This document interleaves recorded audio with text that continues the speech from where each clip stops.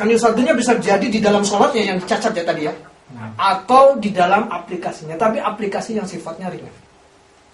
Tapi yang ini yuhlikun itu adalah merusak. Misalkan dia sholat nggak cacat, khusyuk dan sebagainya, nggak cacat dia, sholatnya nggak apa, rukun-rukunnya terpenuhi, tapi kemudian pemikirannya merusak orang, ya, mengatakan bahwa apa namanya, ya macam-macam lah kayak Islam liberal gitu, korupsi gitu kan.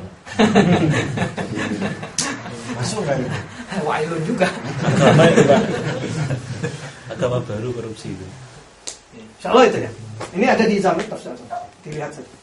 Di tafsir yang ada tafsirnya ada 7 tafsir yang ketiga. Insyaallah itu. Insyaallah itu ya. Dan satu lagi yang ke-28. An Abi Hurairah, dan dari Abu Hurairah. Wa an Abi Hurairah, dan dari Abu Hurairah radhiyallahu anhu. Qala, berkata Abu Hurairah, qalat Khawlah, berkata Khawlah. Khawlah itu putri dari Umar. Masih merujuk ke atas tadi. Umar bin Khattab. Ya Rasulullah, duhai Rasulullah. Fa illam yazhabid dam. Fa illam yazhab, jika tidak hilang ad-damu, darahnya kok tidak hilang, bagaimana Rasul? Tadi sudah tahuttu, ngerok. Tsumma taqrusu, membasahi dengan air. Tsumma tanqaduhu, sudah dikucak gitu. Sudah dicuci. Tapi kemudian fa illam yazhabid dam-damnya rupanya kok enggak hilang ya Rasul? Gimana? Qala, berkata Rasulullah SAW, yakfi, cukup bagimu al-ma, air itu tadi, wa yadurruki, dan tidak membahayakan kepada kamu wahai perempuan, asaruhu, bekasnya darah itu. Akhrajahu Tirmidzi, dikeluarkan oleh Imam Tirmidzi. Jadi yakfi kilma wala yadurruki asar. Jadi kalau ada bekasnya maka hukumnya tidak menjadi masalah.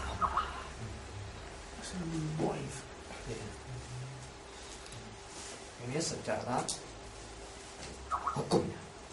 Demikian insyaallah pada kesempatan kali ini.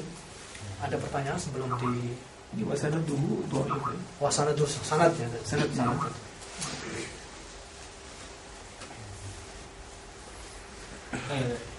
Ya, monggo. Kita pun itu katanya ada pengarangnya itu, tapi kok saya perhatiin itu cuma cuplikan hadis.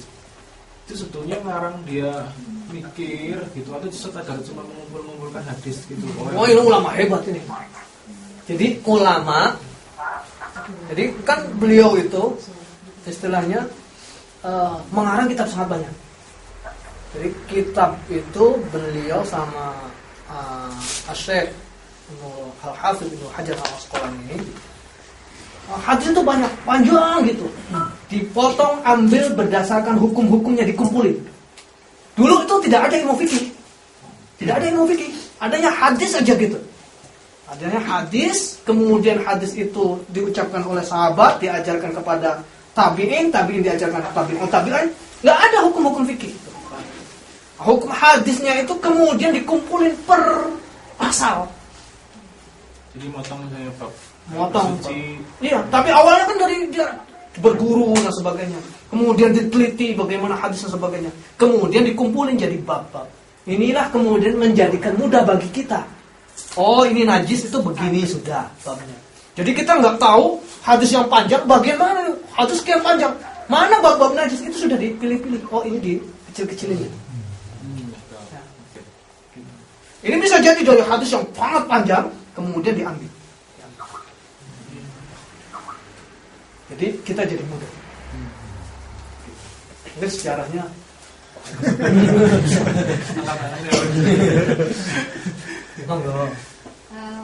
Saya membahas kembali masalah tadi yang saat berhentinya haid.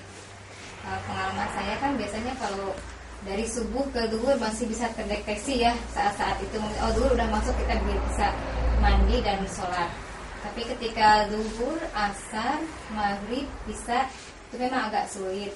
Biasanya saya suka untuk untuk kehati-hatian ketika saya asar mandi, saya duhur saya kerjakan gitu, karena khawatir sebetulnya duhur tadi udah masuk, cuman saya kurang yakin gitu ya. Tapi untuk kehati-hatian saya lakukan sholat duhur.